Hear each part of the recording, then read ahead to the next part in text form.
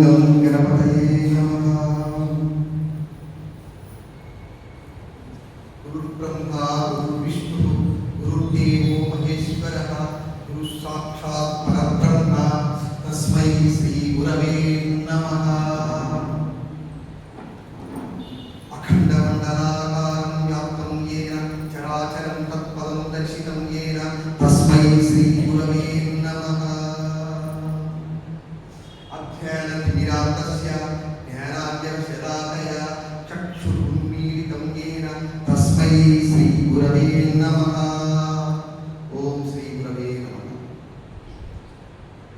ఈరోజు గురు పౌర్ణమి. గురువు అంటే చాలా మంది దృష్టిలో 3 దెబ్బలు 6 తిట్లు 9 గుంజులు. ఇది కాదు. గురువు అంటే జ్ఞాన సంపద చేత పెరిగిన బరువు. గురువు విద్యార్థులకు విజ్ఞాన ఫలాన్ని అందజేసే కల్పతలు. గురువు శిష్యుల జ్ఞాన పుష్టం తీర్చే మంచినీటి చెరువు. గురువు శిష్యుల అజ్ఞానాల కాలాన్ని తెగటార్చే అహిమాంసు. గురువు సమాజమనే పంట పొలానికి సారవంతమైన ఎరువు. మన జనగణ మన జాతీయ గీతానికి మంచి ధరువుంటే ఏద గురువు దేశానికే పరువు. అలాంటి గురువు లేకపోతే దేశాభ్యున్నతే కరువు. కనుక గురువు ఈ భూతలంపై రహస్య రూపంలో సంచరించే మహావిష్ణువు అని శాస్త్రం ఏకరువు. కనుక అలాంటి గురుమతులు అలాంటి గురు మహిమను చాటుకునే ఈరోజు మిత్రులారా. ఈరోజు గురు పౌర్ణమి ఎందుకంటే ఆషాఢ శుద్ధ పౌర్ణమి. ఒక మహనీయుడు జన్మించిన రోజు. ఆయన జయంతి రోజు. జన్మించి చనిపోయిన వారి పుట్టినరోజునైతే జయంతి అనాలి. హనుమత్ జయంతి అంటారు, మార్కండేయ స్వామి జయంతి అంటారు. అయ్యా మార్కండేయుడు ఏం తెలుసు మార్కండేయుడు కానీ, తర్వాత మన హనుమంతుడు కానీ, వేదవ్యాసుడు కానీ, ఏది అశ్వత్థామ కానీ, తర్వాత వచ్చేసి విభీషణుడు కానీ, కృపాచార్యుడు కానీ, పరశురాముడు కానీ, ఇంకెవరు పరశురాముడు కానీ ఆఖరిలో అశ్వత్థామ పరిచక్రవర్తి. అశ్వత్థామ బలివ్యాసో హనుమాన్ చ విభీషణ కృప పరశురామం చ సప్తైతే చిరంజీవన సప్తైతాన్ సమస్మరే నిత్యం మార్కండే యథాశ్రమం. ఈ 8 మంది చిరంజీవులండి. వీళ్ళకి జయంతి జరగదు. కనుక ఈరోజు వ్యాస జయంతికే రాస్తున్నారు చాలా మంది పేపర్లో కానీ. వ్యాస జయంతి కదా, చనిపోయిన వాడి పుట్టినరోజు జయంతి. ఆయన చిరంజీవి కనుక వ్యాసుని జన్మదినోత్సవం అనాలి.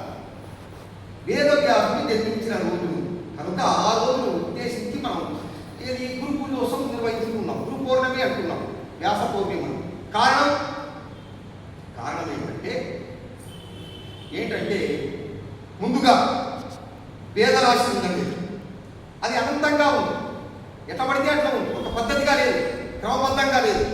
వెంటనే ఈయన వ్యాసుడు ఏం చేశాడు తెలిసిన, ఒక వేదాలను అంటే ఏ భాగాన్ని దేనికి సంబంధించిన దాన్ని ఆ వైపు ఒక క్రమబద్ధీకరించి విభజన చేశాడు. విభజనని వ్యాసము అంటారు. విభజనను ఏమంటారు? వ్యాసము అంటారు. వ్యాసము చేసిన వాడు కనుక వ్యాసుడయ్యాడు.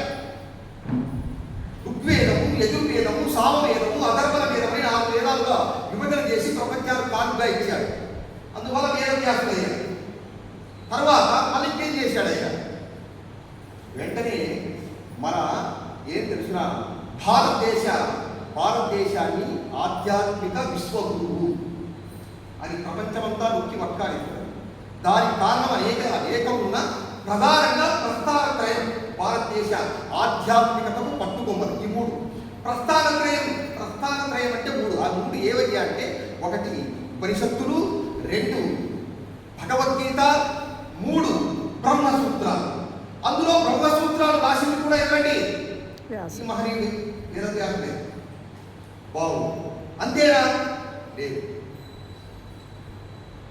ఏం చేశాడయ్యా అంటే మనకు పురాణాలు, రామాయణ మహాభారతం పురాణాలు కాదని ఇతిహాసాలు అంటారు. ఇతిహాసాలు ఎందుకంటే ఇతిహాసం అంటే ఇప్పటికీ ఆ కథలు జరిగి ఉన్నాయని చారిత్రక సాక్ష్యాధారాలతో కూడుకున్న కథలకు కనుక నిజంగా చరిత్రలో జరిగినది. ఈ తుపురం ఆ ఇతిహాసాలు రామాయణం మహాభారతం. రామాయణం ఆది కావ్యం, అందులో మహాభారతం దానికి ఒక బిరుదు ఉందండి. ఏ బిరుదు చెప్పండి? మహాభారతం సాగానికి అభివాదాలు, దానికి పంచమ వేదం వేదాలు కదా, అది 5వ వేదంగా మహాభారతం చెప్పబడుతుంది. ఏం తెలిసిన కాబట్టి అది మొత్తం అదేంటంటే యతిహాస్తి తదన్యత్ర ఎన్నేహాస్తి తత్వచిత్, అంటే ఈ మహాభారతంలో ఉన్నదంతా ప్రపంచంలో ఉంది, ఇక్కడ లేనిది ఈ ప్రపంచంలో మరెక్కడా కానరాదు అని దానికి అంత ఖ్యాతి ఉంది. పంచమ వేదం. దాని ఆ ఇతిహాసాన్ని రాసింది ఎవరండి? చెప్పండి కాబట్టి ఏదో వ్యాసుడు మా తరగతి ఏదో పిల్లలు చెప్పకుండా మేము ఊరుకున్నామండి. కాబట్టి అది ఎవరండి? అబ్బాయి తప్పలేదు, కానీ అసలు చెప్పకపోతే పెద్ద ముప్పు అన్నారు. కాబట్టి ఏం చెప్పండి, ఎవరు చెప్పండి? మంచిదండి. వ్యాసాయ రూపాయ వ్యాస రూపాయ విష్ణవే నమో వై బ్రహ్మనిదయే వాసిష్ఠాయ నమో నమః. కాబట్టి వ్యాస రూపంలో ఉన్నది మహావిష్ణువే. నేను తెలిసిన మహావిష్ణువే వ్యాస రూపంలో కొనసాగుతున్నాడు. అలాంటి బ్రహ్మ విద్యకు నిధి లాంటి వాడైనటువంటి వశిష్ఠ వంశ సంజాతుడైనటువంటి ఆ వ్యాసునికి నమో నమః అని ఆ పద్యం యొక్క శ్లోకం యొక్క భావం. మరి ఏం చెప్తున్నారండి? ఆ పంచమవేద మహాభారతాన్ని రచించింది ఎవరండి? అంటే చెప్పండి, చాలా పుణ్యమండి. ఎవరండి? వేదవ్యాసుడు. అంతటా అయిపోయిందా? అయిపోలే. 18 పురాణాలు రాశాడు. వాటి ఉప పురాణాలను రాసి పెట్టాడు. 18 అంటే 18 పురాణాలు రాశాడు. ఇంకేంటయ్యా మనిషి అనేది ఏంటి అర్థం కాదు. లాస్ట్లో ఆయన హిమాలయాలకు ఇంకా తపస్సు చేయడానికి వెళ్తూ ఆఖరిలో ఒక పుస్తకం రాశాడు, ఒక పురాణం. అదేంటో చెప్తారా? ఆఖరిలో ఆయన ఇంత అద్భుతమైనటువంటి మహాసారస్వతాన్ని, భారతీయ సారస్వతాన్ని సృష్టించి ఈ భారత వాగ్మయాన్ని సుసంపన్నం చేసినటువంటి ఆ గురువు రాసినటువంటి ఆఖరి రచన ఏదో చెప్తారా? భాగవతం. ఏంటండి? ఏదో కొత్త ఏదో ఏంటి చివరికి ఆ వెలికి ఆ లోటు ఆ కొరత తీర్చుకోవడానికి ఆయన రాసిన గ్రంథం ఏదండి? భాగవతం. సరే, భాగవతం అంటే ఏంటి కదా? భాగవతం అంటే దాని అర్థం పరమార్థం అది కాదు కాకుండా ఇక్కడ. సరే, ఇవన్నీ చదవకపోయినా ఆయన ఆఖరిలో రాసిన భాగవతం కదా, అదొక్కటి చదివినా చాలంటారు ఆధ్యాత్మికవేత్తలు. ఎందుకే తెలుసా? ఆయన రాసిన పుస్తకం పేరు ఏం పేరండి? భాగవతం. ఏం పేరండి? భాగవతం. స్పీడ్ కదండి, వేగంగా. భాగవతం. భాగవతం భాగవతం భాగవతం భాగవతం భాగవతం చదివితే భాగవతం చదివితే భాగవతం అయ్యా, చదివితే భాగవతం. కాబట్టి అదే పోయి ఇంత చేశాడు కదా, అవునా? అందుకోసమే ఏం చెప్తారు తెలిసిన న్యూరాలజిస్టులు, ఈ భూమండలం మీద సృష్టింపబడినటువంటి ఇంతవరకు మనుషుల్లో అందరికంటే మెదడు యొక్క శక్తిని అత్యధికంగా వినియోగించుకున్న వాళ్ళు ఎవరు అంటే మనం ఏమో ఆల్బర్ట్ ఐన్స్టీన్, న్యూటన్, ఎడిసన్ ఇట్లా ఆలోచిస్తారు. ఒక్క ఏది కాదు, ఎవరండి? వేదవ్యాసుడు. వేదవ్యాసుడే గరిష్టంగా 72% చేయించుకున్నానట. ఎంతండి? 72%. ఇంకా అందరూ 50% ఆల్బర్ట్ ఐన్స్టీన్ ఎక్కడో వీడియోలో పెట్టారు, ఆయన మెదడు పెట్టారు. అందరూ చెప్పాలంటే ఆల్బర్ట్ ఐన్స్టీన్ కూడా ఎంత సమయం? ఆల్బర్ట్ ఐన్స్టీన్ కూడా 37, 38, 40 దాటలేదండి. ఈయన 72% అత్యధిక శాతంగా.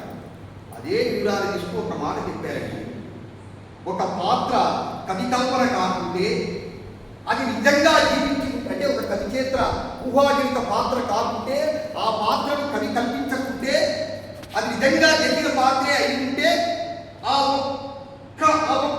ఒక్కరు మాత్రమే 100% తమ మెదడు యొక్క శక్తిని వినియోగించుకొని మహాద్భుతాలను సృష్టించారట, అసంభవాలని సంభవం చేశాడట. ఇంకా అలాంటి మనిషి నభూతో భవిష్యతి అన్న రీతిలో ఆయన జీవన విధానం కొనసాగిందట. ఆ వ్యక్తి ఎవరు?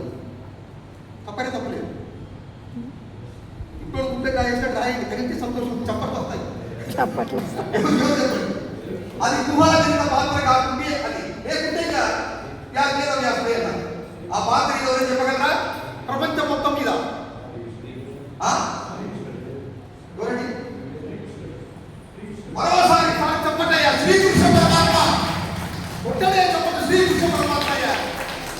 ఆయన జీవితంలో ఏ సుఖాన్ని వద్దనలేదు, ఏ సుఖాన్ని వదులుకోలేదు. అలాగని దేనితోనూ ఆయన ఇరుక్కుపోలేదు. కామనాకులు నీటి పుట్టులాగా అన్నింటినీ సాక్షిభూతంగా చూస్తూ అన్ని సుఖాలు సకల భోగాలు సకల సుఖాలు అన్ని అనుభవిస్తూ ఎంత జీవించాలంటే జీవించారు. చనిపోతున్నప్పుడు కూడా చిరునవ్వును చింతిస్తూ మరణాన్ని స్వాగతించినటువంటి శ్రీకృష్ణ పరమాత్మ కంటే గొప్ప గురువు ఎవరున్నారు? కృష్ణం వందే జగద్గురు. అవునా కాదు? సరే, బాగుంది ఇది. సరే, ఇప్పుడు సరే కాబట్టి అలాంటి వ్యక్తి ఎవరు? వేదవ్యాసుడు. ఇదంతా బాగుంది.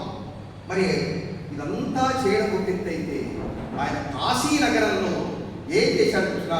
ప్రపంచంలోనే తొలి గురువు యొక్క ఆశ్రమాన్ని, ఏం తెలుసా, ఒక ఆశ్రమాన్ని ఏర్పాటు చేసి తన దగ్గర వచ్చే ఒక్కొక్క విడతలో 10,000 మంది శిష్యులు తయారు చేసి పంపాడు. తన శిష్యుల ముందుగా తన శిష్యులను తర్ఫీదించి వాళ్ళ సహకారంతో అంతర్జాతీయంగా ప్రపంచవ్యాప్తంగా వచ్చే విద్యార్థులు అక్కడ చేర్చుకొని ఒక్కొక్క విడతలో 10,000 మందిని తయారు చేసి జ్ఞానవంతులుగా తయారు చేసి ప్రపంచం మీదకి వదిలాడు ఆయన. మరి గురువు శిష్య పరంపర ఈ విధానాన్ని ఏర్పరిచి ఒక సువ్యవస్థీకృతమైనటువంటి విద్యా విధానానికి మార్గదర్శకుడుగా ఇచ్చినటువంటి ఆయన జన్మదినోత్సవాన్ని గురు పూజోత్సవంగా జరుపుకోవడంలో ఏమైనా ఆశ్చర్యం ఉందా? కాబట్టి ఆయన హిమాలయాలకు వెళ్తూ ఒక మాట చెప్పాడు. ఏం తెలిసినా, ఏమయ్యా స్వామి వెళ్తున్నారా అని చెప్పని ఆయన శిష్యులు అంటే ఆయన ఒకే మాట చెప్పాడు. ఏంటంటే, నేనెక్కడికి వెళ్తానయ్యా? అజ్ఞానాంధకారాన్ని బుకారో అంధకారో తన్నిరోధకుడు అంధకార వినాశత్వాన్ని గురుత్య విధీయతే. అంటే గు అంటే అజ్ఞానం అనే అంధకారం, గు అంటే దాన్ని తొలగించి జ్ఞానజ్యోతి నింపడం హృదయంలో. అలా అజ్ఞానాంధకారాన్ని తొలగించి ఒక మనిషి హృదయంలో జ్ఞాన ప్రకాశాన్ని నింపే ఆ గురువు ఎవరైతే ఉంటాడో వాడిలో నా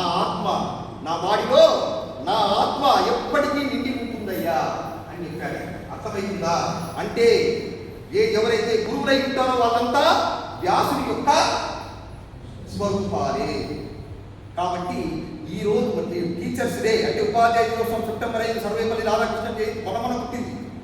30 ఏళ్ళ కిందటే.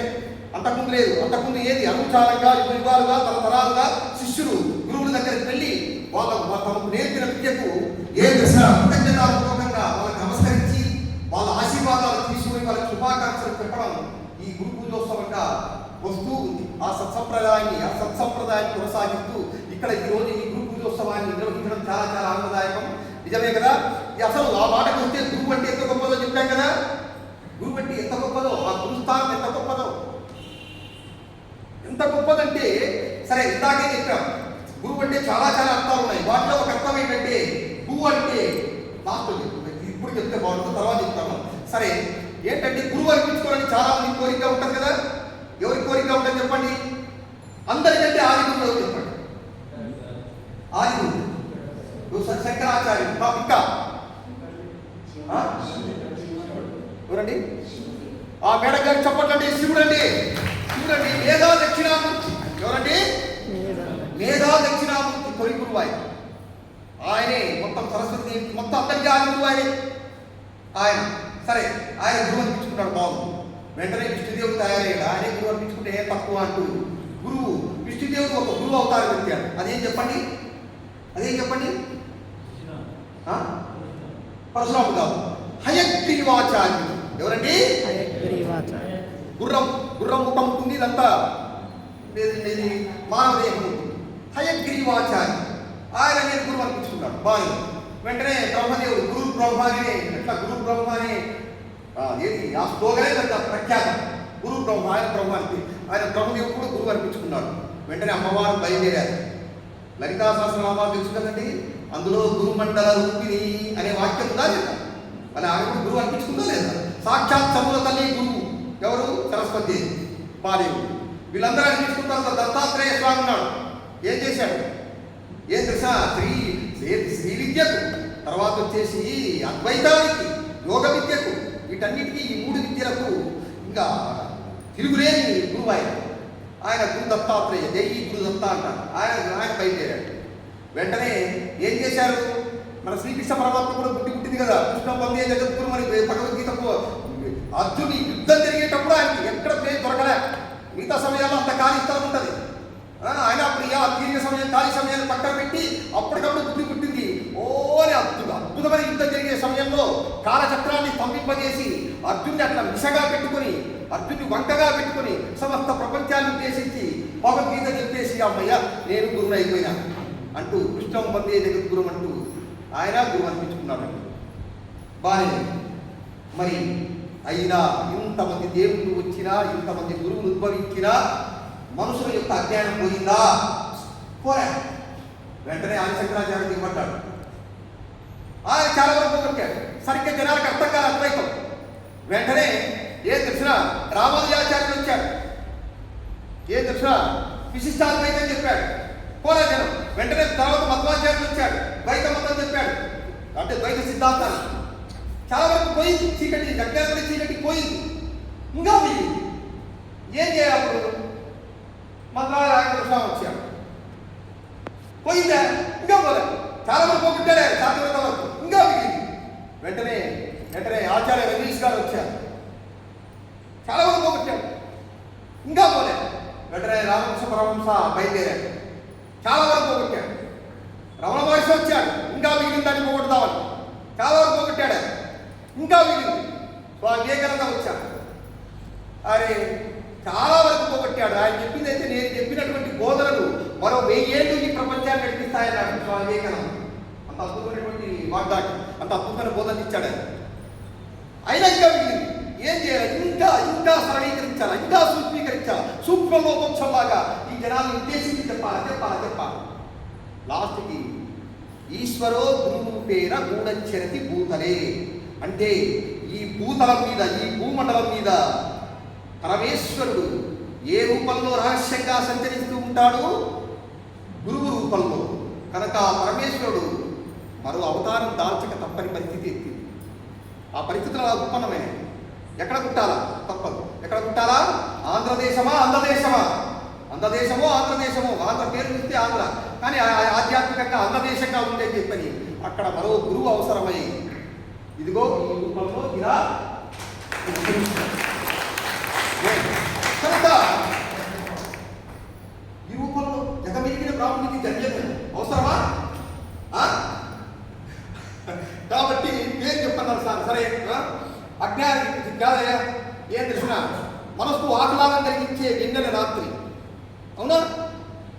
శివుడికి అదేది మారేడు పత్రి, బిల్వపత్రి, విష్ణువుకి ఇష్టమైన తులసి పత్రి. తర్వాత ఇంకా చెప్పాలంటే మన లాంటి వాళ్ళందరికీ నో ఆసుపత్రి ఆయనే సుభాష్ పత్రి. సుభాష్ పత్రి కాదు, శభాష్ పత్రి. కాబట్టి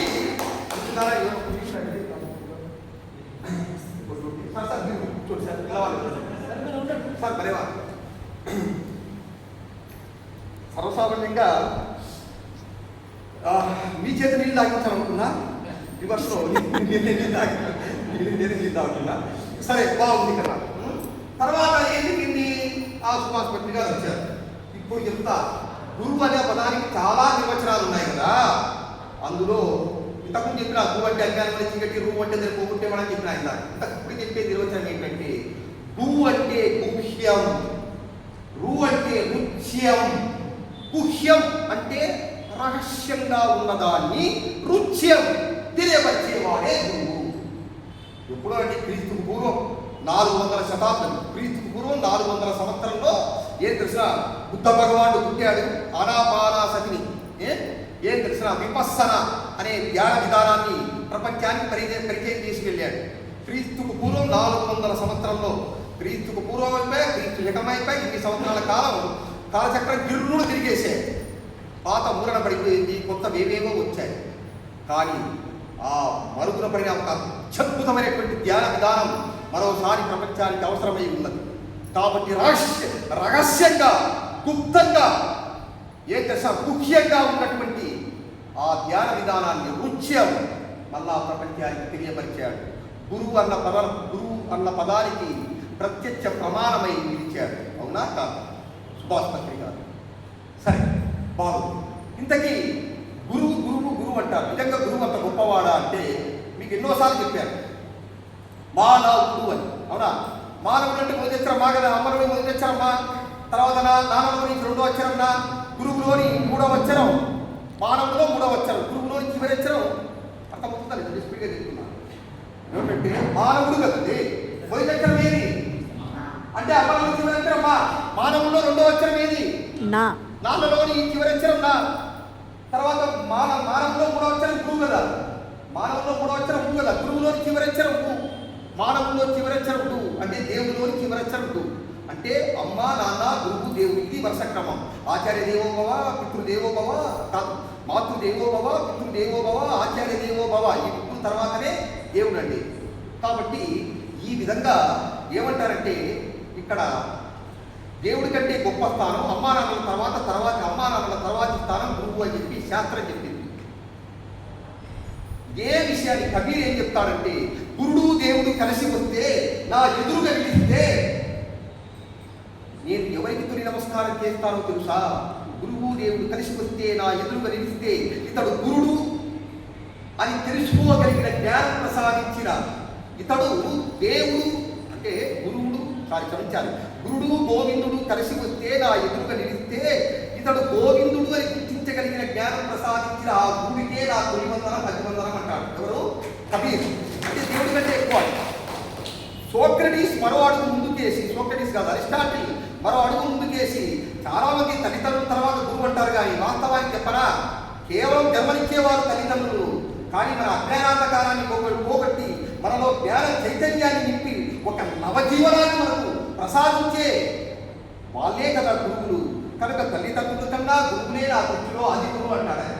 కాబట్టి ఇలా ఎవరెవరు, కాబట్టి ఇది గురుస్థానం. ఇక్కడ గురుస్థానం చెప్పాలంటే రామాయణంలో ఒక ఘట్టం ఉందండి. గురుస్థానం ఎంత గొప్పదో, గురుస్థానం ఎంత గొప్పదంటే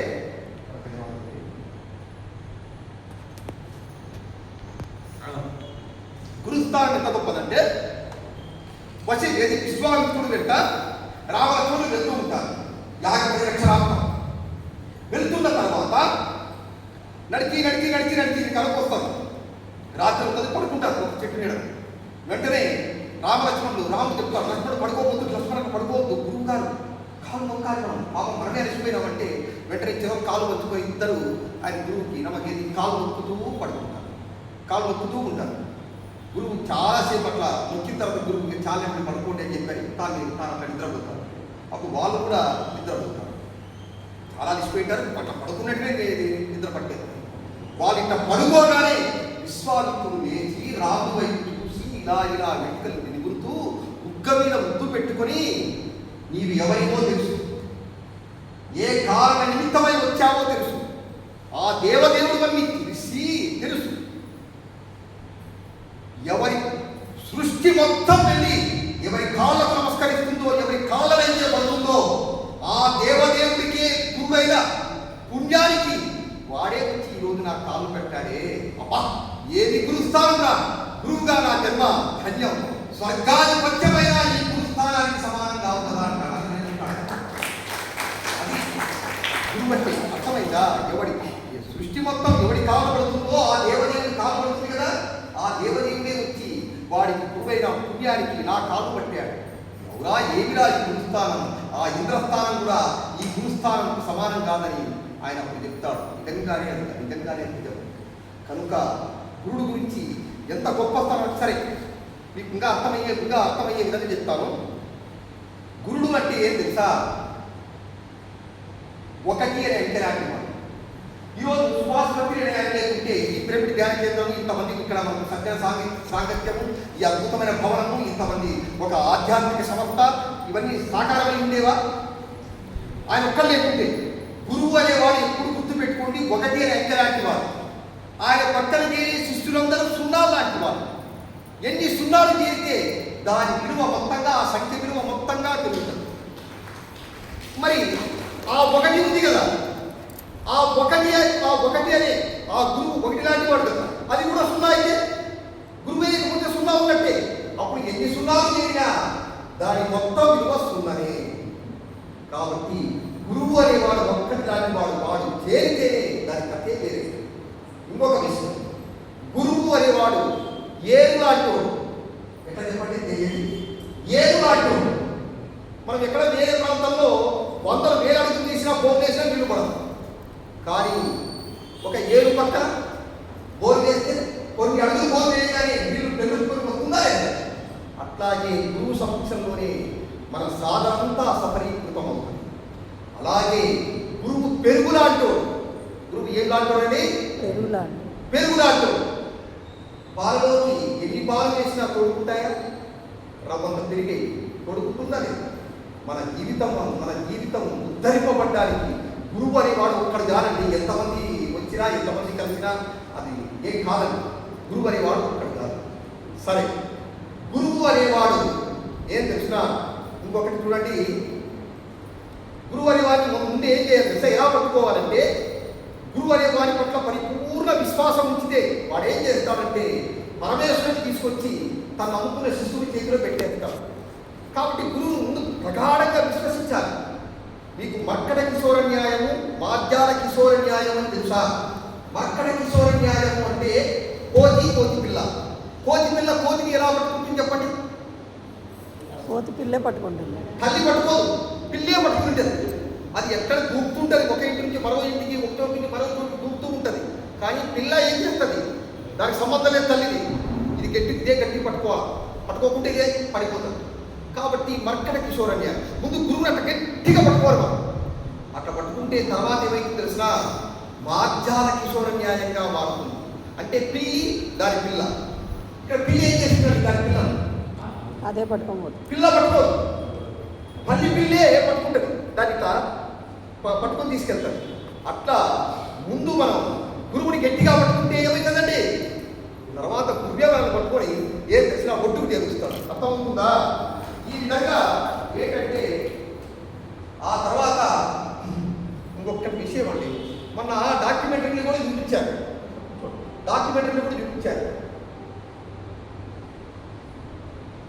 చాప్టర్ 11, చాప్టర్ 12 సుభాష్ పత్రి గారు కొట్టాడు, అందరిని కొట్టాడు. చూడండి, కొట్టాడు, తిట్టాడు, బాగానే ఉంది. ఇప్పుడు మన కాలుకో చెయ్యికో ఏదో వ్రణం కుండు పుడుతుంది, చాలా పెద్ద కుండు, చాలా విపరీతమైన కుండు పుడుతుంది. అప్పుడు దాని చీమును తీసి దాని గలీజంతా దూరం చేసి దాన్ని కట్టు కట్టేటప్పుడు, దాని చీముని తీసేటప్పుడు, ముఖ్యంగా దాన్ని శుభ్రం చేసేటప్పుడు, చీముని తొక్కేటప్పుడు ఎంత ఉంటుందండి? వద్దు అంటాం. ఏం తెలుసు? కానీ ఏం చేస్తాడు డాక్టర్ అంటే కాలు చేతులు బిగించి ఇద్దరు ముగ్గురు వాడిని అది పట్టేటట్ట అది పడితే బలవంతంగా చీము తీస్తాం. పట్టుకోలే నొప్పి, కానీ బలవంతంగా తీస్తాం. తీయకుంటే ఏకంగా కాలే తీసేయాల్సి వస్తుంది. మరి అలాగా ఏదంటే మనకు కొట్టినా తిట్టినా ఏం తెలుసా, మన ఆత్మ సంస్కరణ కోసమే కదా. అప్పుడు మనకు బాధ కలిగించదు కాక, కానీ అది మన ఆత్మ వికాసం కోసమే అన్న విషయం మనం జ్ఞాపకం పెట్టుకోవాలి. ఆ తర్వాత ఏంటంటే ఇక్కడ మీకు గురు మహిమ అనేది అంటే ఏంటంటే, గురు మహిమ అనేది ఎంత గొప్పగా ఎలాగా ఉంటుందంటే, ముఖ్యంగా ఇప్పుడు గురు మహిమ, గురువు నమ్ముకుంటే ఎన్ని అద్భుతాలు జరుగుతాయి. ముఖ్యంగా సరే, గురు మహిమ కంటే ముందు గురు సంస్కరణ గురించే చెప్పుకుందాం. ఇప్పుడు అట్లా కొట్టారంటారు కదా. ఇప్పుడు చూడండి, శిల్పంగా మారి అందరి చేత పూజలు అందుకోవాలి అంటే శిల్పి యొక్క అగ్నిదెబ్బ తినాల్సిందే కదా, అవునా కదా? లేకుంటే అది దైవ విగ్రహంగా పూజలు అందుకోగలదా? ఆ తర్వాత ఏంటంటే అదేది బండబట్టి మంచినీళ్ళ కుండగా మారి 10 దాహార్తిని తీర్చాలి అంటే కుమ్మరివాడి కీర్తి దెబ్బలు తినాల్సిందే కదా, అవునా కదా? ఓకే. ఆ తర్వాత వెదురు పొంగు రంధ్రాలకు ఏది దాన్ని ఏమంటారు, గాయాలకు లోను కాకపోతే అది వేణువుగా మారి అద్భుతమైన రాగాలు పలకగలదా? కాబట్టి ఏంటంటే ఒక శిక్షణలో భాగమే శిక్ష కూడా, శిక్షణలో భాగమే శిక్ష కూడా. శిక్ష రాజకీయంలో అనారాయ కొట్టినా కొంతమంది ఇప్పటికే గురుగారు అట్లా కొట్టారు ఇంకా తిట్టారని చెప్పి మన చెప్తూ ఉంటారు. తర్వాత వచ్చేసి మన సినిమాలకు చూపించారు. కాబట్టి గురువుగారు అప్పుడు మన అహంకారంలో లేకుంటే మన విధానంలో ఏదో సరిగ్గా లేకున్నట్లు ఉంటుంది. కాబట్టి మన ఆత్మ వికాసానికి గురువుగారు అలాంటి శిక్ష విధించాడు అనేటువంటి విషయం మనం జ్ఞాపకం పెట్టుకోవాలి. సరే, ఇది కాకుండా గురువు మనల్ని ఎట్లా సంస్కరిస్తాడు అంటే, ఒకసారి శివాజీకి, ఛత్రపతి శివాజీకి నా అంతటి వీరుడు లేడు, నా అంతటి సూర్యుడు లేడు, నా అంతటి మొనగాడు లేడు, నేను ఇన్ని రాజ్యాలు జయించాను అన్నటువంటి గర్వం కలిగిందట. వెంటనే ఆయన గురువు ఎవరండి? సమర్థ రామదాసు. ఒక్కసారి సంకల్పం చేసుకున్నాడు, నా శిష్యుడు ఎక్కడున్నా నా దగ్గర రావాలి, నా ఆశ్రమానికి రావాలి. వెంటనే గురువుగారు సంకల్పం చేసుకునేసరికి వెంటనే ఆయనకు బుద్ధి పుట్టింది. ఇంకా ఆగమేఘాల మీద మరుసటి రోజే సమర్థ రామదాస్ వాళ్ళ గురువు యొక్క ఆశ్రమానికి వచ్చాడు. ఛత్రపతి శివాజీ చూడగానే గురువుగారు నమస్కారం అనగా అని అంటూ ఉండగానే నమస్కారం పక్కన పెట్టు, రా అక్కడ పోదాం అంటూ తీసుకెళ్ళాడు. ఆ కొండ ప్రాంతంలో తీసుకెళ్ళి ఏం తెలిసిన కొండ ప్రాంతంలో తీసుకెళ్తూ ఉన్నటువంటి ఒక చోట ఆగి ఈ రాయి కొట్టు అన్నాడు.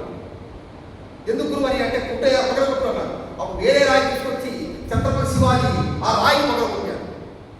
పగలగొడితే 3-4 సార్లు కొట్టేసరికి అది రద్దలై పగిలిపోయింది. ఆ రాతిలో విచిత్రం, ఆ రాతిలోంచి నీళ్లు బయటపడ్డాయి, నీళ్ళల్లోంచి కప్ప బయటపడింది. ఆశ్చర్యపోయాడు ఛత్రపతి శివాజీ.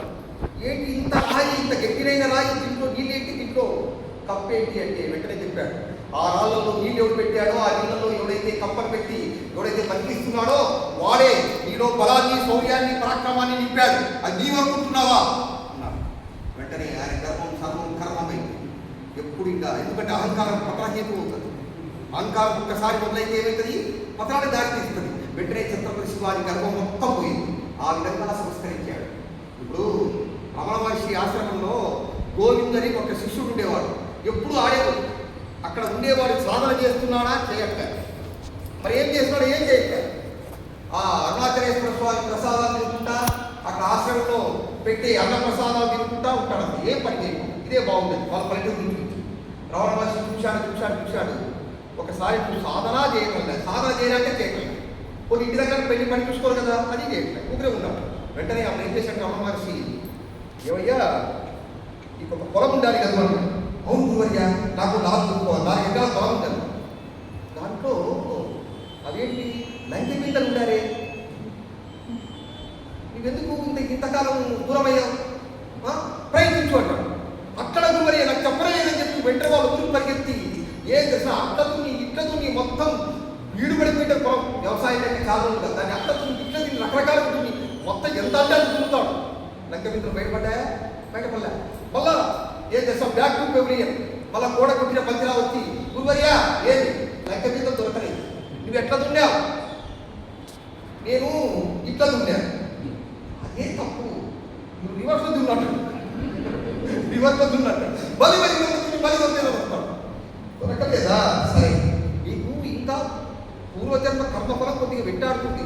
దొరకాలంటే ఇంకో 9 నెలలు ఆగాలి. అంతవరకు ఎందుకు చేశావు, ఎలా ఉన్నావు కదా, ఇతర చేసేయంట. అందులో పంట వస్తుంది, పంట తర్వాత మళ్ళీ తీసుకుంటారు లెక్క తింటారు. వాటలేదు మరి అంటూ మిరప పంట వేస్తాడు. మిరప పంట విపరీతంగా పండిపోయిన తర్వాత వెంటనే అమ్ముకుంటాడు. ఇంటికి డబ్బులు వస్తుంది, విపరీతంగా పండుతుంది పంట. వాడికి ధర కూడా బ్రహ్మాండంగా అప్పుతుంది. ఏం తెలిసినా దిగుబడి మంచి ధర అప్పడంతో ఇంటికి డబ్బులు వస్తాయి.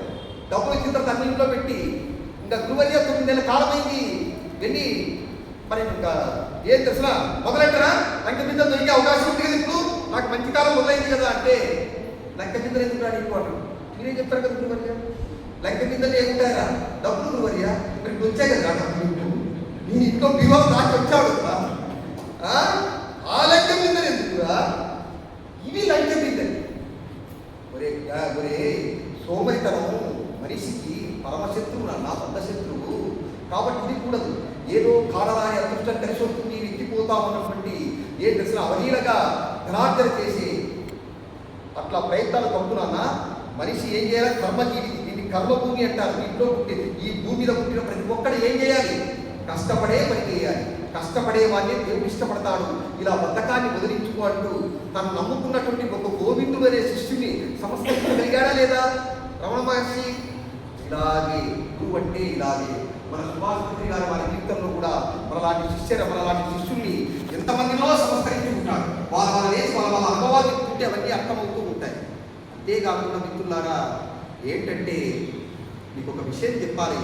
ఇప్పుడు గురుదీక్ష ఎన్ని రకాలుగా ఉంటుంది తెలుసా? గురుదీక్ష 3 రకాలుగా ఉంటుంది. ఒకటి ఏం తెలుసా? కంచి కామాక్షి దీక్ష. 2 మధుర మీనాక్షి దీక్ష. ఎందుకంటే ఇంతమంది ఆడవాళ్ళు వచ్చారు కాబట్టి అమ్మవారి గురించి చెప్పాలి, లేకుంటే ఎట్లా? కంచి కామాక్షి దీక్ష, మధుర మీనాక్షి దీక్ష, కాశీ విశాలాక్షి దీక్ష. ఈ 3 అమ్మలు, ఈ 3 దీక్షలు ఉన్నాయండి. గురు దీక్ష ఈ 3 రకాలుగా ఉంది. ఎట్లా అంటే కంచి కామాక్షి దీక్ష అంటే ఇది స్పర్శ దీక్ష. దీన్నే కుక్కుట దీక్ష అంటారు. కుక్కుటము అంటే కుక్కుట దీక్ష అంటారు. కంచి కామాక్షి దీక్షకే మరొక పేరు స్పర్శ దీక్ష, దానికే కుక్కుట దీక్ష అంటారు. కుక్కుటము అంటే కోడి తన గుడ్ల మీద ఎలా గుడ్లని ఎలా పొందుతుంది? తాను స్వయం వాటి మీద కూర్చొని తన శరీరం నుంచి ఉష్ణాన్ని, వెచ్చదనాన్ని ఆ గుడ్ల మీద ప్రసరింపజేసి కల్పించి మెల్లగా తెలిసిన ఆ గుడ్డులో నుంచి పిల్ల వచ్చేటట్టు ప్రాణం పోసుకునేటట్టు చేయగలుగుతుందా లేదా? అంటే గుడ్ల మీద తాను ఉండాలి, అది స్పర్శని ఇచ్చాడు. అవునా? గురువు ఎంత గొప్పవాడు అంటే వివేకానంద నమ్మడు, దేవుని నమ్మడు, ఇవన్నీ నమ్మడు. దేవుని ఉంటే దుఃఖి అంటే అనేవాడు పరమనాస్తికుడు. అలాంటి వాడిని ఆయన అద్వైతం గురించి ఒకసారి ఉపన్యాసం చేస్తుంటే ఏంటి, ప్రపంచమంతా ఒకే శక్తి స్వరూపం నుంచి ఉంటాయా? ఆ శక్తి స్వరూపం తప్ప మరొకటి వేరే లేదా? ఇదెంత నవ్వులాటుగా ఉంది అని ఆయన అవహేళన చేస్తాడు. అవహేళన చేస్తే అప్పుడు రామకృష్ణ పరమహంస నీవు అనుభవం లేకుండా మాట్లాడద్దు అంటాడు. ఎట్లా అంటాడు. అప్పుడు ఏం తెలిసిన ఒక్కసారిగా ఏం చేస్తాడంటే ఆయన ఎవరో తెలుసు. ఎవరికి? రామకృష్ణ పరమహంసకు ఆయన ఎవరో తెలుసు. కాబట్టి ఏంటంటే వెంటనే ఏం చేస్తాడో తెలిసిన, శిష్యుడి మీద అపారమైనటువంటి ప్రేమతో తన కాలి బొట్టల మీద ఉంటుంది కదా, కాలి బొట్టల మీద తీసుకొని ఎదురుగా కూర్చో అని చెప్పని, కళ్ళు మూసుకో అని చెప్పని, కళ్ళు మూసుకున్న తర్వాత కాలి బొట్టల మీద తీసుకొని ఆజ్ఞాచక్రం అంటే మనం గుట్టు పెట్టుకున్న చోట కాలి బొట్టల మీదతో టచ్ చేస్తాం. టచ్ చేయగానే మొత్తం తెలుసా నదులు, సముద్రాలు, తెలుసా పర్వతాలు, అడవులు, 84 లక్షల జీవరాశులు అన్నీ పోయి ఒక దాంట్లో లీనమైంది. విశ్వం, నక్షత్రాలు, సూర్య మండలాలు మొత్తం ప్రపంచమంతా, విశ్వమంతా పోయి ఒక చాట్లో ఒక దగ్గర పోతుంది, అంతర్ధానం. చివరికి అంతా పోయి ఒకటే మిగిలింది. వెంటనే అదే దైవ సాక్షాత్కారం కల్పించేశాడు. చిన్న స్పర్శతో, అదే స్పర్శ దీక్ష, కుక్కుట దీక్ష. పరమనాస్తికుడు కాస్త చివరికి పరమ ఆస్తికుడుగా కాదు, పరమ యోగ సాధకుడిగా మారిపోయాడు. జస్ట్ స్పర్శ దీక్ష అంటే గురువు సంకల్పిస్తే శిష్యుడిని ఒక్క స్పర్శతో వాడిని ఏం తెలిసినా వాడిని ఉద్ధరించగలరు. రెండోది ఏం దీక్ష అని చెప్పారండి? స్పర్శ మధుర మీనాక్షి. మధుర మీనాక్షి. మీనము అంటేనే కేవలం అంటే కన్నులు కలిగినది అని. మీనాక్షి అంటే దానికి ఏం దీక్ష అని చెప్పాము? మీన దీక్షకు నయన దీక్ష అని చెప్పాము. నయన దీక్ష అంటే కళ్ళతో. ఇప్పుడు నీళ్ళల్లో చేప గుడ్లు పడుతుంది. గుడ్లు పెట్టిన తర్వాత ఆ చిన్నది గుడ్లు నీళ్ళల్లో తరంగాల్లో అలా తేలియాడుతుంటే ఇది ఇట్లాగే చూసుకుంటూ నా గుడ్లు వాటి పిల్లలు వస్తే ఎంత బాగుంటుంది నాకు చూసుకుంటా. అట్లా చూస్తే ఏమైతాయి? పిల్లలు చేప పిల్లలు ఉద్భవించేస్తారు. అవునా కాదా? అవునా? అంటే నయన దీక్ష కంటితో. రమణ మహర్షి దగ్గర తెలుసా, ఒక పాల్ బ్రాండెడ్ అనే విదేశీ ఆధ్యాత్మిక పరిశోధకుడు అన్ని మొత్తం ప్రపంచమంతా ఆయన రకరకాల పేరు లాంచిన ఆధ్యాత్మిక గురువుని సందర్శిస్తూ ఈయన దగ్గరకు వచ్చాడు. ఈయన దగ్గర దాదాపుగా 1.5 సంవత్సరాల కాలం ఉన్నాడు. ఈయనేం చెప్పరా? ఈయన ఎప్పుడు మౌనమే రమణ మహర్షి. ఆయన ఏం విన్నాడు? సంవత్సరన్నర అయింది, నా కాలం అంతా కరిగిపోతుంది, నేను చెప్పింది లేదని చెప్పని వెళ్ళిపోదామని చెప్పి మూటా ముళ్ళే అన్ని సర్దుకొని గురువయ్యా వస్తాం అని చెప్పడానికి వచ్చాను. వెంటనే గురువు వచ్చాడు కదా, అందరితో అందరితో మాట్లాడుతూ మౌనంగా ఉన్నాడు. అందరూ అక్కడ కూర్చున్నారు.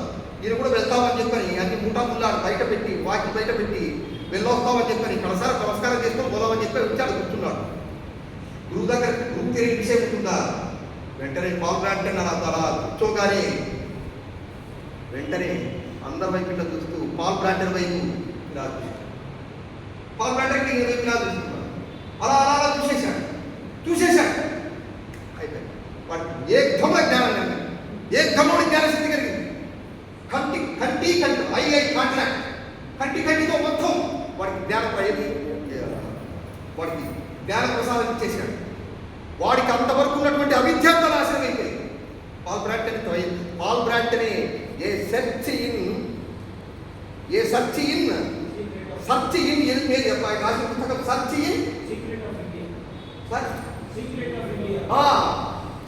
ఇన్ సీక్రెట్ ఆఫ్ ఇండియా అనే పుస్తకంలో ఆయనే స్వయంగా రాశాడు. ఒక్క చూపుతోనే మొత్తం జ్ఞాన ప్రసాదం అంతా జ్ఞాన ప్రసాదం అంతా చేశాడు. అయితే ఇక మూడోది ఏం చెప్పండి? కాశీ విశాలాక్షి. దీనికి స్మరణ దీక్ష అని పేరు, దీనికే కమట దీక్ష అని పేరు. కమటం అంటే ఏంటి? అదొక మఠమా? నాలుక. తప్పలేదు, ఏం చెప్పండి? నాలుకనా? చెప్పండి మేడం. నాలుకనా? కాదండి. కమఠము అంటే తాబేలు. కమఠము అంటే ఏంటి? తాబేలు ఏం చేస్తారు తెలుసా? గుడ్లను తీర ప్రాంతంలో, నదీ తీర ప్రాంతంలో, సముద్ర తీర ప్రాంతంలో ఇసుకలో పెట్టి ఇసుక మూసి వస్తుంది. మూసొచ్చి నీళ్ళలో ఉంటుంది. నీళ్ళలో ఉండి నాకు పడితే పిల్లలు రావాలి అని స్మరిస్తూ ఉంటుంది. ఇప్పుడు కోడి పెట్ట నుంచి పిల్లలు రావాలి.